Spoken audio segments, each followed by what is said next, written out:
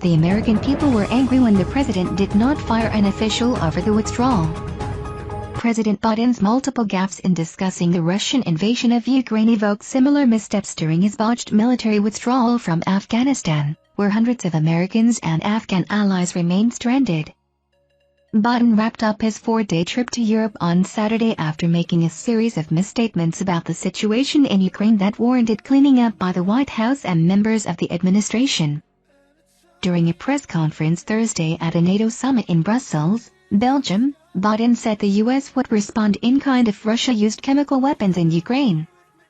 National Security Advisor Jake Sullivan later had to clarify that meant Russia would pay a severe price, but that the United States has no intention of using chemical weapons, period, under any circumstances.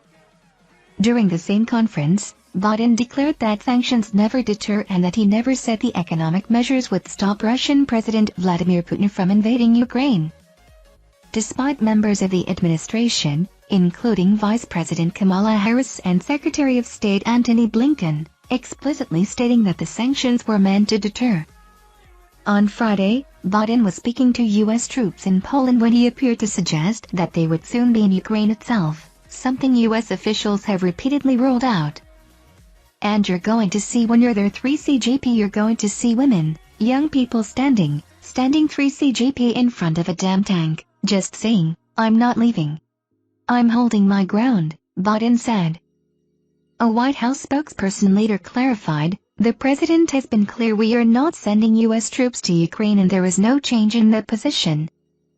During a speech in Poland on Saturday, Biden said Putin cannot remain in power, signaling a significant change in U.S. policy toward the Kremlin. Secretary of State Antony Blinken later clarified that the U.S. is not looking for regime change in Russia. In January, a month before Russia launched its invasion, Biden was slammed for appearing to downplay the potential for a minor incursion against Ukraine. It's one thing if it's a minor incursion, and then we end up having a fight about what to do and not do, etc., he said. But if they actually do what they're capable of doing with the forces amassed on the border, it is going to be a disaster for Russia if they further invade Ukraine. The White House later clarified that a renewed invasion of Ukraine will be met with a swift, severe, and united response from the United States and their allies.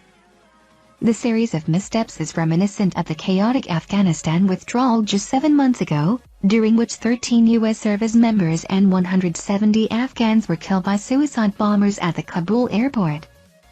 In August, Biden faced widespread global backlash after Taliban insurgents retook Afghanistan in a matter of 11 days, winning the war 20 years after their ouster by U.S.-led forces.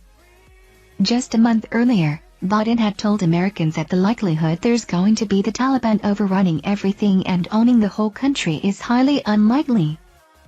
On August 19, 4 days after the Taliban seized the capital of Kabul, Biden told ABC's George Stephanopoulos that intelligence did not indicate the Afghan government would quickly collapse, despite reports that's exactly what the intelligence said. He also said no one's being killed in Afghanistan despite reports at the time of at least 7 deaths amid the chaos at Kabul's airport. On August 26, during the U.S. military's mass evacuation at the airport, suicide bombers killed at least 183 people, including 13 U.S. service members. The U.S. retaliated by launching 2 drone strikes against suspected ISIS-K terrorists, one of which ended up killing 10 Afghan civilians, including 7 children.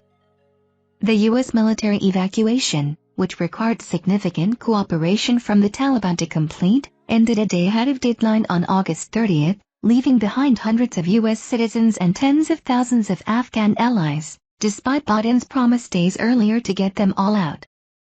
A State Department spokesperson told Fox News Digital that several dozen U.S. citizens and their families are still trying to get out of Afghanistan.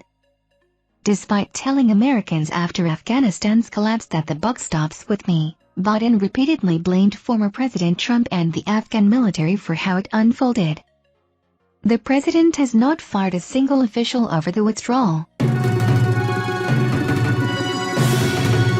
Thank you for watching our videos. Subscribe to our channel to get notifications when we post newest videos. Thank you and goodbye!